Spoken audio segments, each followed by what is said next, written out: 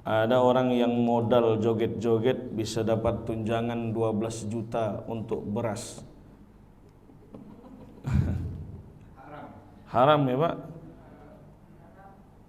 Sekarang yang jadi pertanyaan, siapa yang memilih mereka untuk bisa jadi wakil rakyat? Ketika rakyat ini menjerit pajak naik 300%, pajak naik sekian ratus persen, masyarakat mengamuk karena pekerjaan susah, pajak dinaikkan, semuanya dipajakkan. Lalu yang di dewan sana, tunjangan rumah 50 juta, tunjangan komunikasi 15 juta, tunjangan kehormatan 5 juta, tunjangan listrik 7 juta, tunjangan beras 12 juta. Lagi sulit rakyat nih, orang itu pula berjoget-joget. Jadi kelakuan seseorang, perangai seseorang itu bergantung juga atas apa yang dia makan, apa yang dia suapkan ke dalam perutnya. Bismillahirrahmanirrahim. Alhamdulillah, assalatu wassalamu ala rasulillah Sayyidina Muhammad ibn Abdullah wa ala alihi wa sahbihi wa man tabi'ahu wa mawalah.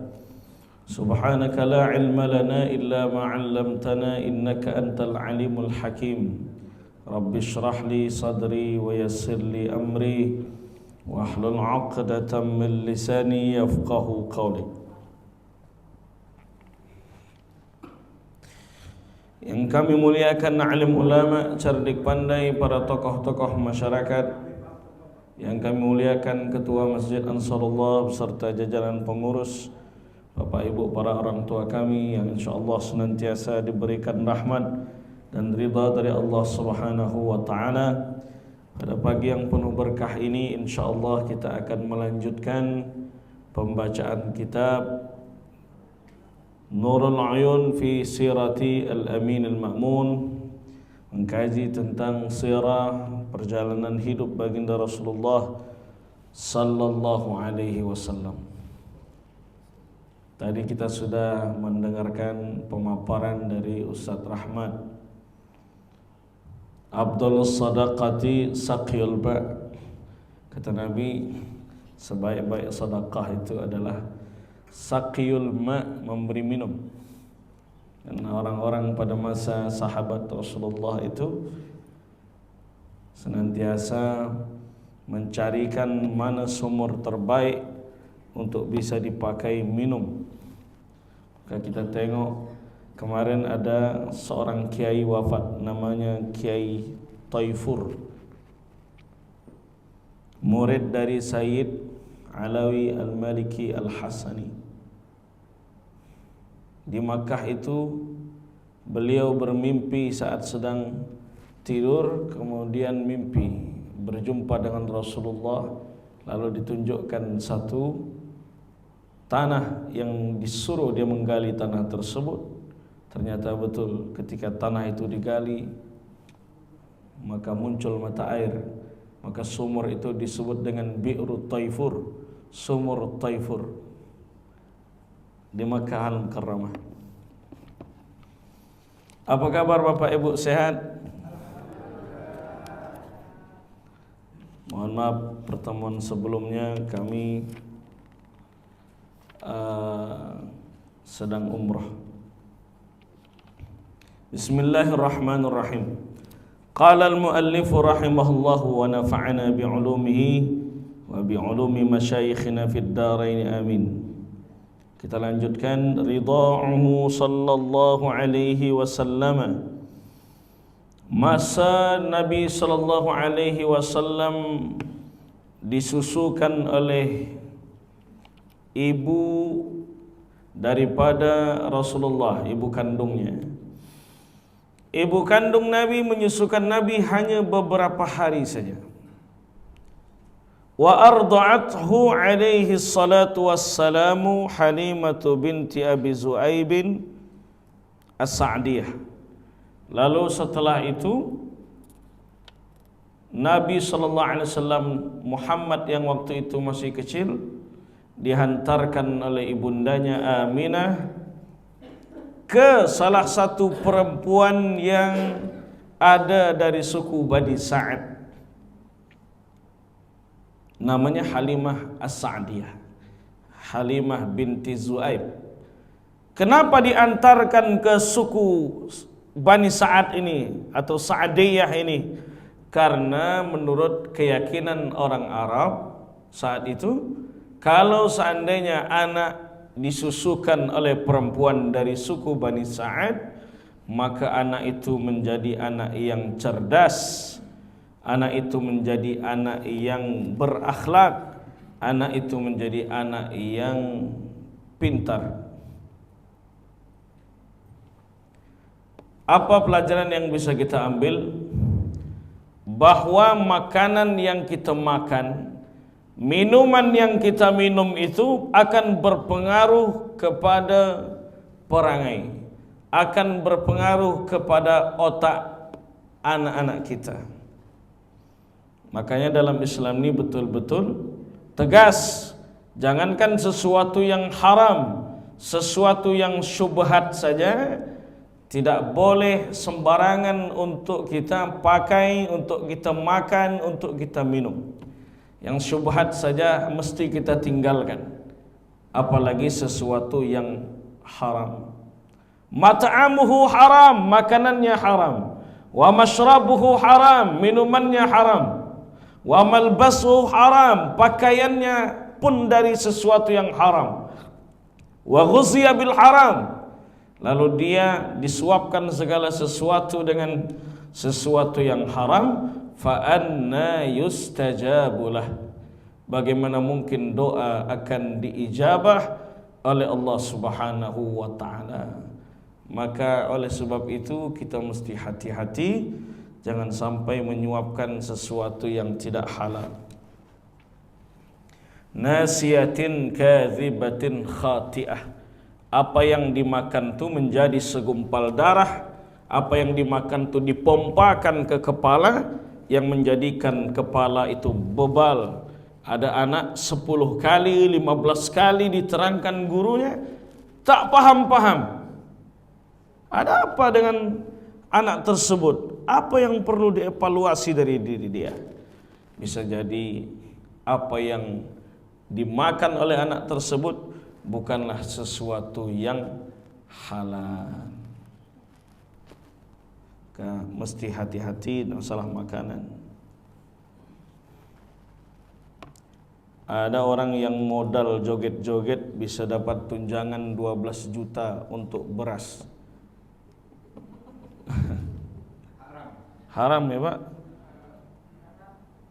Sekarang yang jadi pertanyaan, siapa yang memilih mereka untuk bisa jadi wakil rakyat?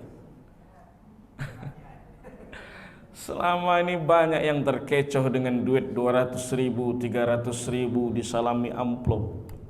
Ketika rakyat ini menjerit pajak naik 300%, pajak naik sekian ratus persen, masyarakat mengamuk karena pekerjaan susah, pajak dinaikkan, semuanya dipajakkan.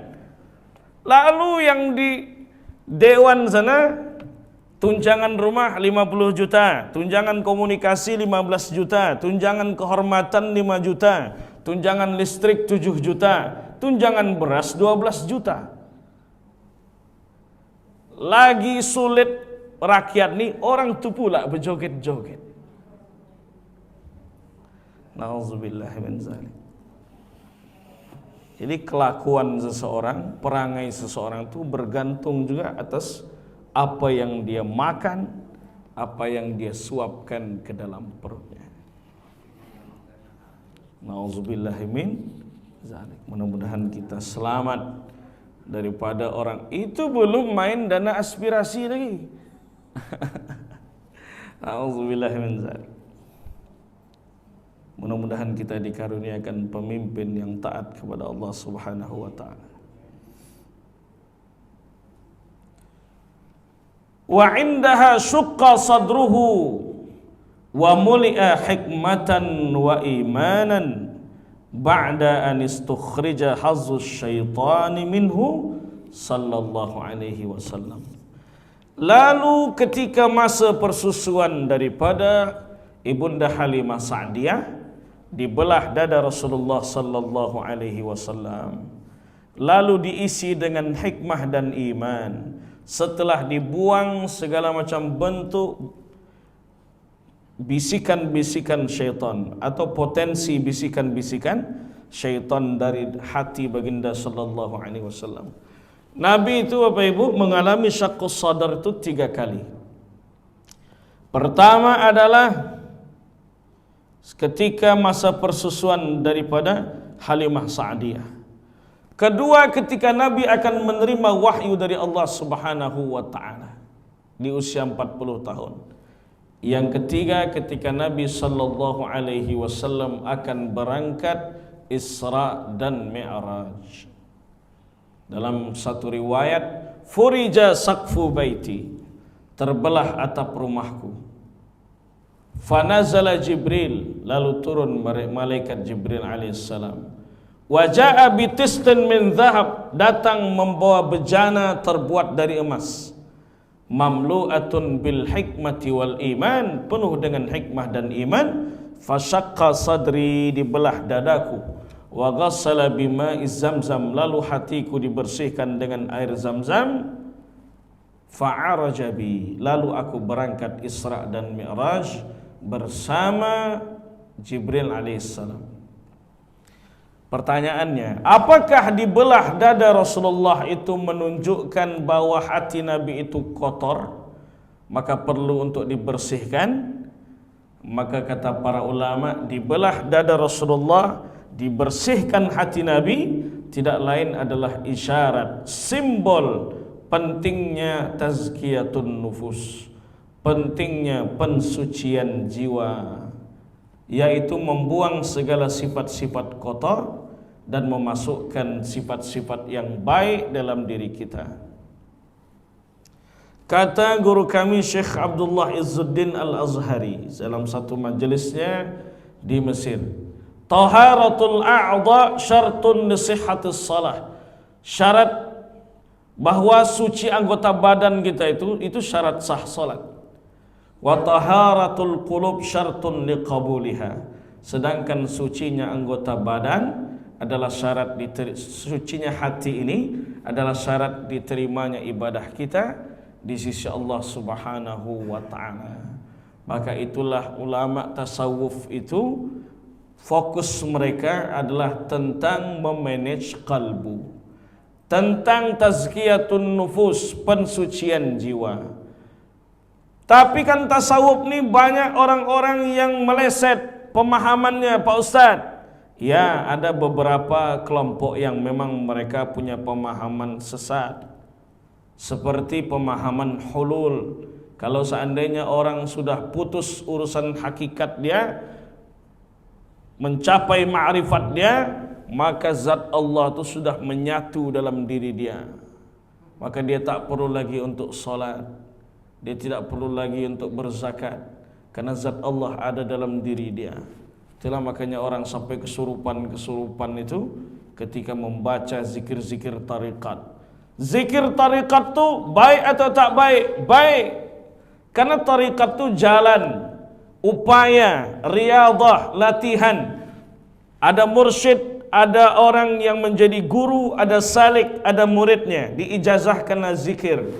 Satu zikir khusus, kemudian bersolok dia selama 1 minggu, dilarang makan makanan daging dan sebagainya. Itu bagian daripada riadah supaya konsisten dalam berzikir. Tak ada masalah dengan itu. Tak ada masalah dengan zikir-zikir tarikat itu. Ada kelompok yang mengatakan, oh zikir-zikir khusus ni yang tak diajarkan Nabi, bid'ah. Padahal imam mereka, Imam Ibnu Taimiyah, itu punya zikir khusus.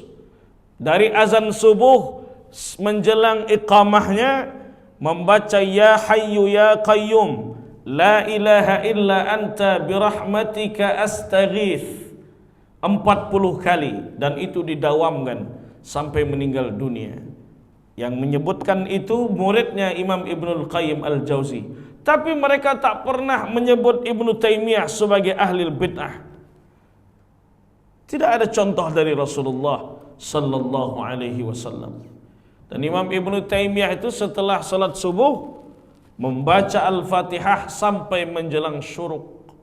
Dan itu tidak ada tunjuk ajarnya daripada Rasulullah sallallahu alaihi wasallam, dan mereka tidak berani menyebut Ibnu Taimiyah sebagai ahli bid'ah. Oh, mazhab kami mazhab Hambali, kami mengikut Imam Ahmad bin Hanbal. Tidak semua amalan Imam Ahmad bin Hanbal mereka kerjakan. Karena dalam kitab Syiar A'lam An-Nubala karangan Imam Az-Zahabi, Imam Ahmad bin Hanbal itu sehari semalam salat sunnah 300 rakaat. Itu Imam Ahmad bin Hanbal. Saudi Arabia mengaku bahwa mereka bermazhab Hambali, tapi tidak semuanya amalan Imam Ahmad mereka kerjakan. Dan mereka tak berani menyebut Imam Ahmad bin Hanbal sebagai pelaku bid'ah. Jadi tasawuf yang benar itu seperti apa? Kata Imam Junaid Al-Baghdadi, tasawuf kita itu muqayyadun bil kitabi was sunnah. Tasawuf kita itu terikat dengan Al-Quran dan As-Sunnah. Jadi tasawuf kita ini mesti sesuai dengan tunjuk ajar baginda Rasulullah sallallahu alaihi wasallam. Tasawuf kita itu muqayyad bidzikri wal fikri. Itu ciri-ciri tasawuf yang benar. Tasawuf terikat dengan zikir, terikat dengan fikir, sehingga bertambah keimanannya kepada Allah subhanahu wa ta'ala. Jadi hakikat tasawuf itu berakhlak dengan akhlak mulia, dengan dia berzikir mengingat Allah, dengan dia berfikir atas ciptaan-ciptaan Allah, keagungan-keagungan ayat-ayat Allah subhanahu wa ta'ala. Itu hakikat daripada tasawuf itu sendiri. Man safa qalbuhu lillah, siapa yang hatinya bersih karena Allah subhanahu wa ta'ala. Kata Imam Al-Ghazali, ciri-ciri tasawuf itu takhalli tahalli. Takhalli itu tukhalli qalbaka min kulli qabih. Engkau membuang segala sifat-sifat buruk dalam hatimu. Wa tuhallihi min kulli sahih. Lalu setelah itu baru dimasukkan sifat-sifat yang baik.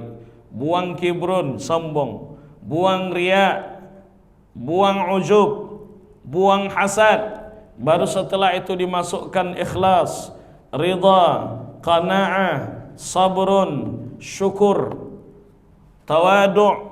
Inilah diantara cara upaya untuk membersihkan jiwa.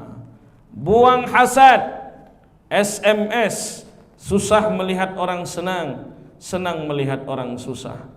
Buang hasad nih, kata Nabi, iyyakum wal hasad, jauhi sifat hasad. Fa innal hasada ya'kulul hasanat kama ta'kulun narul hatab. Karena hasad nih bisa menghancurkan segala amal kita seperti api yang melalap habis kayu bakar. Dengki, hasad ini berbahaya, bisa memakan amal-amal kita. Melihat saudaranya dapat nikmat dari Allah, sakit hatinya. Melihat tetangga beli kulkas baru, sakit seminggu. Melihat saudaranya beli motor baru, sesak napasnya. Menengok tetangga panen sawitnya, meninggal, sakit hati. Sakit hati melihat orang dapat nikmat dari Allah. Kalau ini masih bersarang dalam diri kita, bersihkan. Kata para ulama mengajarkan cara untuk bisa membersihkan hati dari sifat hasad, iri dengki. Doakan kebaikan bagi orang yang dapat nikmat dari Allah. Kalau tetangga sebelah beli mobil baru CR-V, macam mana? Apa yang kita buat? Doakan dengan doa kebaikan. Ya Allah, tetanggaku dapat nikmat dari Engkau ya Allah. Anaknya lulus kedokteran ya Allah. Anaknya jadi polisi ya Allah. Ya Allah, sehatkan badannya, murahkan rezekinya, wafatkan dia dalam kondisi husnul khatimah ya Allah. Pernah mendoakan doa macam itu Bapak Ibu? Kalau kita mendoakan orang lain dengan doa kebaikan, maka turun malaikat-malaikat Allah Subhanahu wa taala lalu berkata kepada kita, walaka mithluhu, kau sama dengan apa yang engkau doakan. Engkau akan mendapatkan sesuai dengan apa yang engkau doakan. Begitulah dalam hadis yang sahih. Kalau kita doakan orang keselamatan, keberkahan, maka doa itu akan kembali kepada kita. Amin ya rabbal alamin. Tapi kita ini tak boleh mendoakan keburukan. Ya, tak boleh. Tapi ada pengecualian dalam Quran. Apa kata Allah? La yuhibbullahu al-jahra bis-su'i minal qawli illa man zulima. Allah tak suka perkataan buruk yang dijaharkan keluar dari lisan orang yang beriman, kecuali orang yang terzalimi. Orang yang terzalimi, dia berhak berdoa di hadapan Allah Subhanahu wa taala dengan doa keburukan. Masyarakat yang dipajak 300% ini kan terzalimi ini, Pak. Kalau masyarakat ini berdoa dengan doa keburukan kepada pemimpin-pemimpinnya yang zalim nih, maka doa itu diijabah oleh Allah Subhanahu. Ittaqu da'watal mazlum, kata Nabi, hati-hatilah dengan doa orang yang terzalimi, fa inna laisa bainahu wa bainallahi hijab, karena doa orang yang terzalimi ini dengan Allah Subhanahu wa taala tidak ada perantara sama sekali. Doanya mustajab. Wala tahsabanallaha ghafilan amma ya'maluz zalimun. Maka jangan kalian kira orang Allah itu lalai atas perbuatan orang-orang zalim. Maka kita kalau ada urusan dengan saudara kita, mesti diselesaikan kepada yang bersangkutan. Kalaupun banyak sedekah kita, banyak sujud kita, banyak puasa kita, tapi kita fitnah saudara kita, kita sakiti dia dengan lisan kita, kita ambil hak-hak dia, maka dia nanti berhak menuntut di hadapan Allah Subhanahu wa ta'ala. Itu yang ada di dalam hadis sahih tentang orang yang bangkrut. Nabi kumpul dengan sahabat. Kata Nabi, atadruna manil muflis? Tahukah kalian siapa orang yang bangkrut wahai sahabatku? Kata Nabi, kata sahabat, al-muflisu fina man la dirhama lahu wala mata'. Ya Rasulullah, orang yang bangkrut itu orang yang sudah kehilangan dirham, dinar, tak ada lagi hartanya. Kata Nabi, innal muflisa min ummati man ya'ti yawmal qiyamah bisalatin wasiyamin wa zakatin. Orang bangkrut itu datang pada hari kiamat membawa pahala salat, membawa pahala zakat, membawa pahala puasa. Semua ibadah dia laporkan di hadapan Allah. Wa ya'ti qad syatama hadza wa qazafa hadza wa akala mala hadza wa daraba hadza wa safaka dama hadza. Datang orang yang pernah dia syatam, caci. Datang orang yang pernah dia fitnah dengan tuduhan tak berdasar. Datang orang yang akala mala hadza, datang orang yang pernah dia makan hartanya walaupun sejengkal tanah. Wa daraba hadza, datang orang yang pernah dia pukul. Wa safaka dama hadza, datang orang yang pernah dia tumpahkan darahnya. Fa yu'ta hadza min hasanatihi wa hadza min hasanatihi. Lalu diberikan semua amal-amal yang dia laporkan itu kepada orang yang dia zalimi tadi. Orang yang dia sakiti dengan lisannya, orang yang dia sakiti dengan tangannya. Fa in faniyat hasanatu qabla an yuqda alaih. Lalu ketika semua amalnya habis, ukhiza min khatayahum faturihat alaihi summa turiha finnar. Orang yang terzalimi tadi diambil dosa dan kesalahannya, diberikan kepada orang yang menzaliminya, dicampakkan dia ke dalam neraka. Itulah orang-orang yang bangkrut nanti di hari kiamat, al-muflis. Mudah-mudahan kita selamat dari sifat muflis. Termasuk orang yang berhutang. Hutang ini berat. Makanya ketika Nabi SAW Isra dan Mi'raj, ditampakkan surga dan neraka, belum masuk pintu surga saja sudah tertulis as-sadaqatu bi asyrati amsalha. Sedekah itu pahalanya 10 kali lipat. Wal qardu bisamaniyata asyar.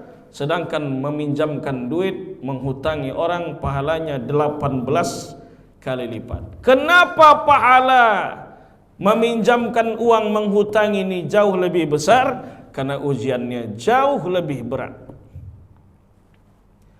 Datang kita mengambil hak kita yang sudah jatuh tempo itu sesuai kesepakatan, datang kita ke tempat dia, lebih ganas orang yang meminjam duit daripada yang meminjamkan, keluar dia, dibawakannya kita parang.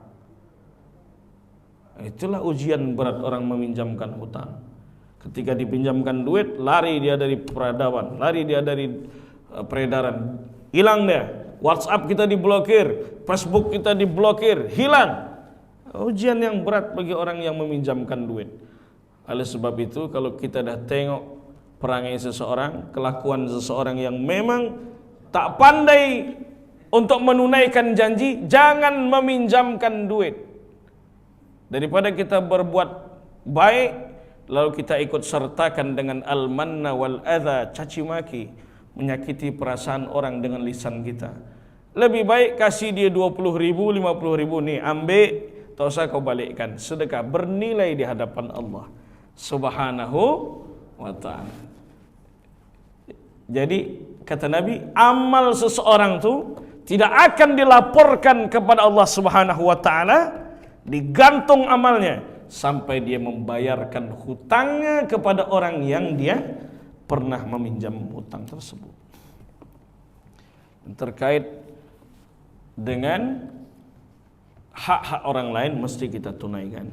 Jauhkan sifat kita dari kibrun, sombong.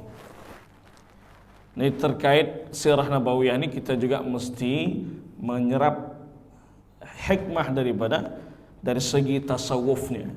Bahwa kata Nabi SAW, la yadkhulul jannah man kana fi qalbihi mithqala dzarratin min kibrin. Tak masuk surga orang yang di dalam hatinya masih terdapat kesombongan, walaupun sebesar biji sawi. Datang sahabat, ya Rasulullah, inna rajulan yuhibbu an yakuna saubuhu hasanan wa na'luhu hasanah. Ya Rasulullah, sesungguhnya ada seseorang yang dia senang menggunakan pakaian bagus dan sendal yang bagus.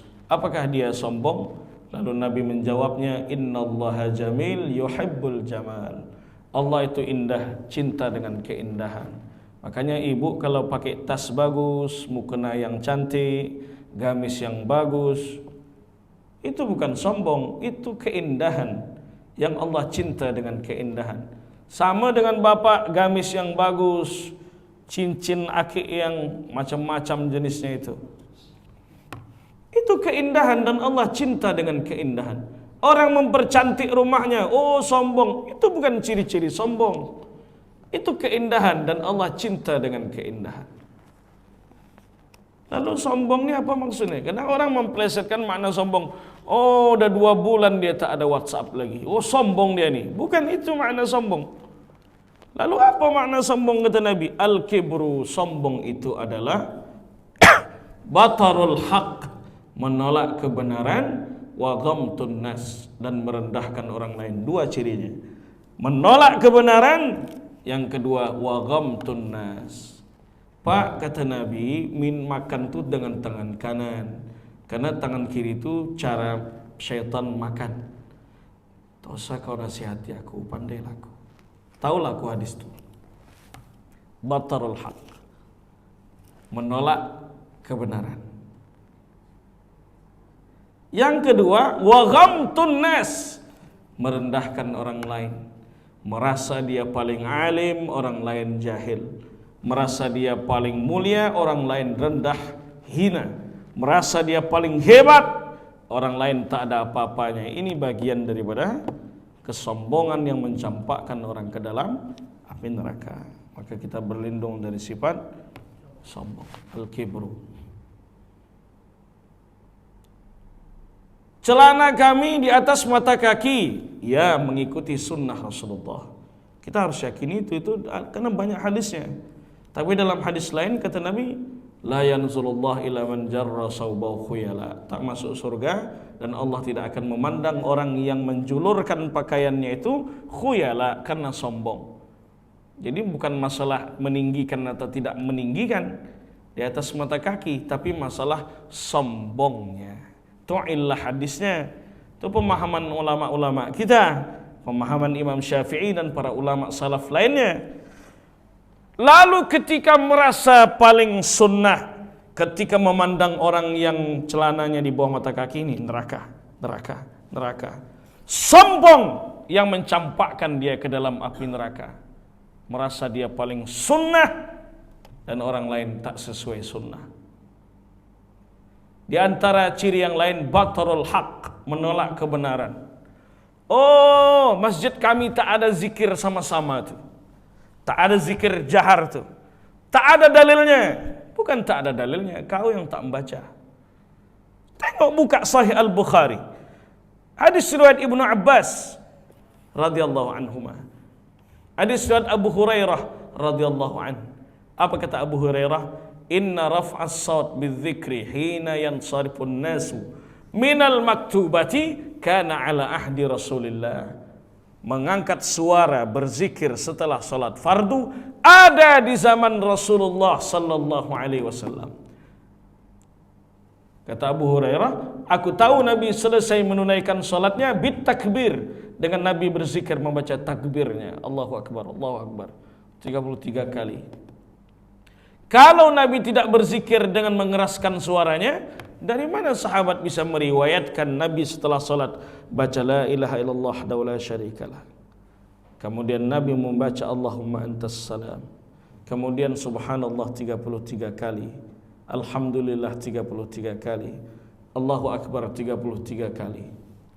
Dari mana sahabat bisa meriwayatkan kalau sahabat tak dengar? Oh, itu kan proses Nabi ta'limus sahabah, mengajarkan para sahabat Nabi. Lalu kita ni macam mana? Imam ni di belakangnya macam-macam jenis makmum. Ada yang baru mengenal Islam, ada yang baru hijrah, ada anak-anak yang perlu juga untuk mereka mendengar apa bacaan imam ni. Ada juga yang mereka sedang ghafil, sedang lalai, maka perlu dikeraskan suara ini. Ada dalilnya. Doa sama-sama, ada dalilnya dalam hadis Nabi. Majtama'a qaumun fi mala'in. Tidaklah satu kelompok sedang berkumpul, fayada'u ba'duhum, lalu berdoa sebagian, wa yu'amminu sa'iruhum, sebagian lainnya mengaminkan, illa ajabahumullah, kecuali Allah akan mengijabah doa-doa mereka. Oh, tak ada itu, tak betul.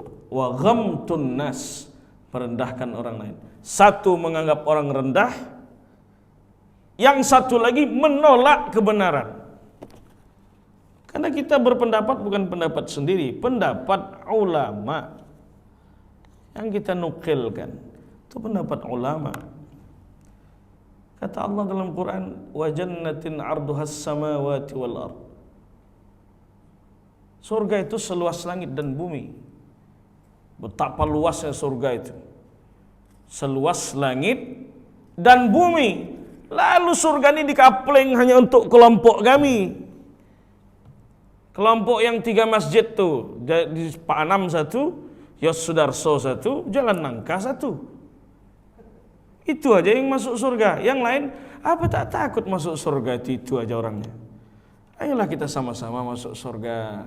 Walana a'maluna walakum a'malukum. Amal kami, amal kami. Amal kalian, amal kalian. Dengan orang non-muslim saya bisa bertoleransi. Masa sesama muslim ini tak bisa kita untuk saling berlapang dada dalam suatu perbedaan pendapat. Ini cuma reaksi ya Pak, kita bukan memulai. Menjawab tuduhan saja, bukan mancing-mancing. Ya, terima kasih. Kibron, buang sombong, baru nanti dimasukkan sifat yang rendah hati. Tawadhu' takun kan najmi la hali nazirin ala safahatil ma'i wa huwa rafi'un wa la takun kad dukhani ya'lu bi nafsihi ala tabaqatil jawi wa huwa wadi'. Apa kata Imam Syafi'i? Rendah hatilah maka engkau akan seperti bintang yang berkilau di langit, ditengok dari permukaan yang rendah, permukaan air, ditengok rendah dia, sejatinya dia tinggi. Tapi jangan menjadi orang yang tinggi hati, maka mereka seperti awan yang seolah-olah membumbung tinggi, pada hakikatnya mereka itu rendah. Oleh karena itu kalau kita tengok orang yang dia berhasil, yang anak dia sukses, lalu dia mendapatkan satu penghargaan hebat, dia berperan penting pada lingkungannya. Ketika kita tahu dari saudara kita, tidak mendengar dari yang bersangkutan langsung, kita respect, lalu kita memuliakan dia. Tapi kalau kita dengar dari lisan orangnya langsung, diceritakannya semua prestasinya, apa tanggapan kita, Bapak Ibu? Nah, itulah kira-kira ingin meninggikan diri dia, jadi sejatinya terlihat rendah. Begitulah. Pak Ibu yang dirahmati Allah Subhanahu wa taala, itu pentingnya pensucian jiwa dengan zikir dan dengan fikir. Zikir ini macam-macam orang nih. Ada zikir itu yang ma'thur, ada yang tidak ma'thur. Yang ma'thur itu yang ada di dalam hadis-hadis Nabi, yang ada di dalam Quranul Karim. Baik yang ma'thur ataupun tidak ma'thur, yang penting zikirnya itu untuk membuat kita semakin dekat dengan Allah Subhanahu wa taala. Kadang orang datang tahlilan, Abdul zikri fa'lam annahu la ilaha illallah. Macam-macam orang ni berzikir, bertahlil.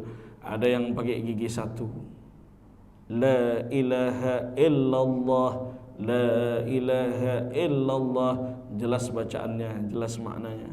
Ada yang pakai gigi tiga, la ilaha illallah, la ilaha illallah, la ilaha illallah, la ilaha illallah. Ada yang lari gigi lima, lalallah, lalallah, lalallah, lalallah. Tak apa-apa lagi yang dibaca. Datang tuan rumah membawakan nampan, tertiup kipas angin, koran tuh. Ternyata lauknya cuma ikan teri sama mie goreng. Berubah nadanya, la ilaha illallah. Kira lauknya udang galah tuh.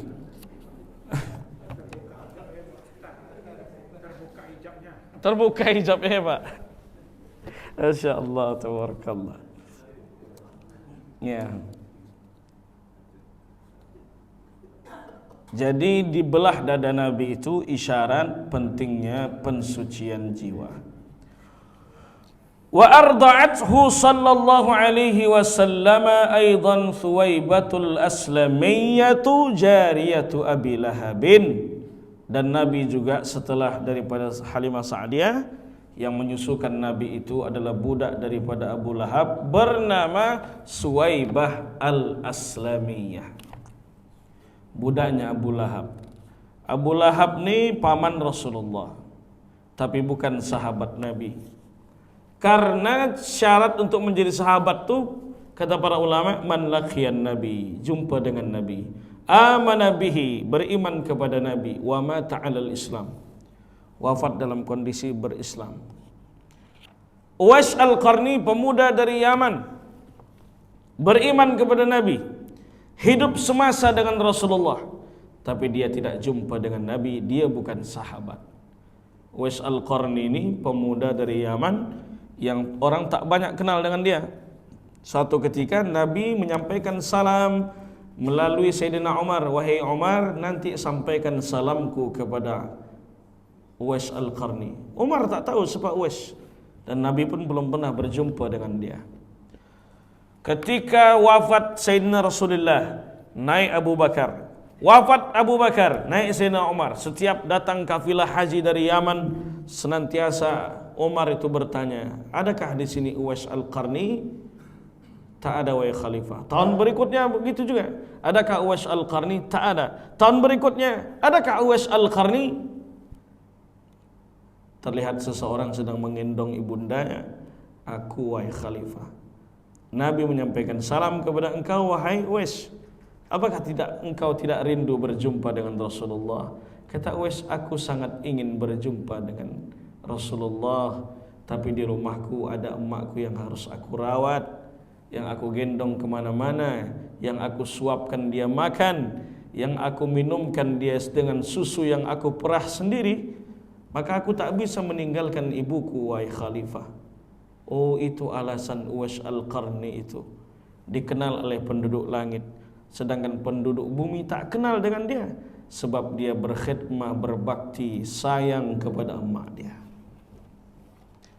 Maka malaikat-malaikat menitipkan kepada Rasulullah, memberitahu kepada Nabi, ada laki-laki hebat yang datang dari Yaman, yang dia senantiasa mengurus ibundanya dan tidak pernah hitung-hitungan atas apa yang dia lakukan, karena emaknya sendiri tidak pernah berhitung ketika meregang nyawa melahirkan, tak pernah hitung-hitungan, tak pernah berhitung. Kita saja ketika besar hitung-hitungan.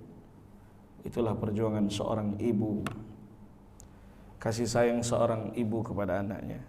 Kak Uwais Al-Qarni pernah naik turun bukit, sebuah bukit yang ada di Yaman itu, dengan menggendong seekor domba. Latihan supaya nanti aku bisa membawa ibuku pergi ke Makkah dengan aku gendong dia. Betul-betul digendong dari Yaman menuju Makkah. Perjalanan sekitar 1 minggu. Jalan kaki dari Yaman menuju Makkah Al-Mukarramah. Abu Lahab ini saudara kandung daripada Abdullah, tapi dia bukan sahabat. Kenapa? Karena dia tidak beriman kepada Rasulullah sallallahu alaihi wasallam. Abu Lahab, Abu Jahal, Abu Janda, Abu Gosok itu bukan sahabat.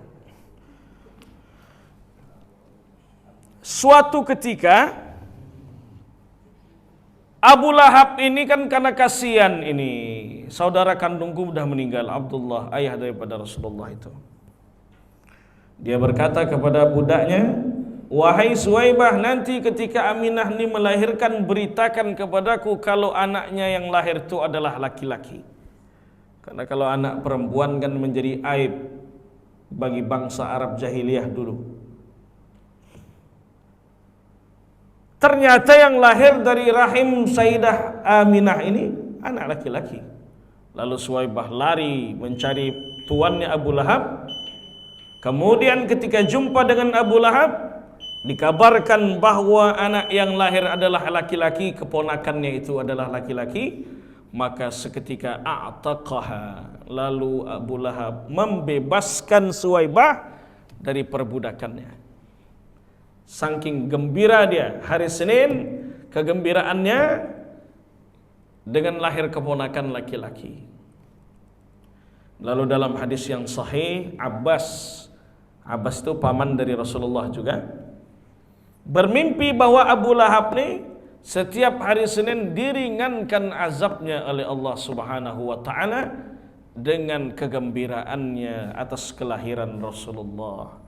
Maka kata Imam Syamsuddin Ad-Dimashqi dalam syairnya mengatakan, iza kana hadza kafiran, kalau seandainya seorang kafir Abu Lahab ini, jaa zammuhu wa tabbat yadahu fil jahimi mukhallada yukhaffafu anhu bis-surur liyaumal isnaini likulli yaumal isnaini lis-sururi li ahmada. Kalau seorang Abu Lahab yang dia dikekal dalam neraka karena dia mencaci Rasulullah SAW, tabbat yada Abi Lahab Wahab, itu karena ketika Nabi mengumpulkan para sahabatnya dan keluarganya, mengatakan, aku menerima wahyu malam tadi, apakah kalian percaya? Kata Abu Lahab, alihaza jama'tana, untuk ini saja engkau kumpulkan kami wahai Muhammad? Tabban laka ya Muhammad, celaka engkau wahai Muhammad. Maka turun ayat tabbat yada Abi Lahab wa tab, engkau yang celaka wahai Abu Lahab. Maka fama zannuka lalu bagaimana menurutmu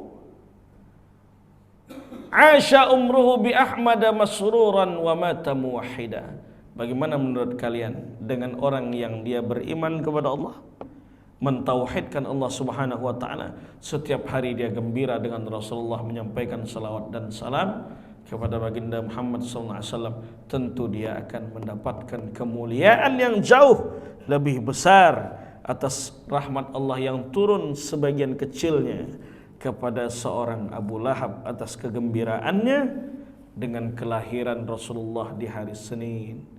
Maka kita sebentar lagi akan menyambut hari kelahiran baginda Nabi SAW. Tak lama lagi, maka kita mesti gembira dengan itu supaya Allah menjauhkan kita dari azabnya yang amat sangat pedih. Terima kasih atas segala perhatian. Jadi Ustaz Rahmat itu pesantren Kahar Rahman, itu pesantren keluarga istri saya. Karena pimpinan pesantrennya itu adik almarhumah emak istri di Rengat, Jalan Azki Aris. Jazakumullah khairan katsira. Semoga Allah membalas kebaikan-kebaikan antum. Terima kasih Bapak Ibu, mohon maaf salah dan khilaf. Kita sambung insyaallah di bulan depan. Wassalamualaikum warahmatullahi wabarakatuh.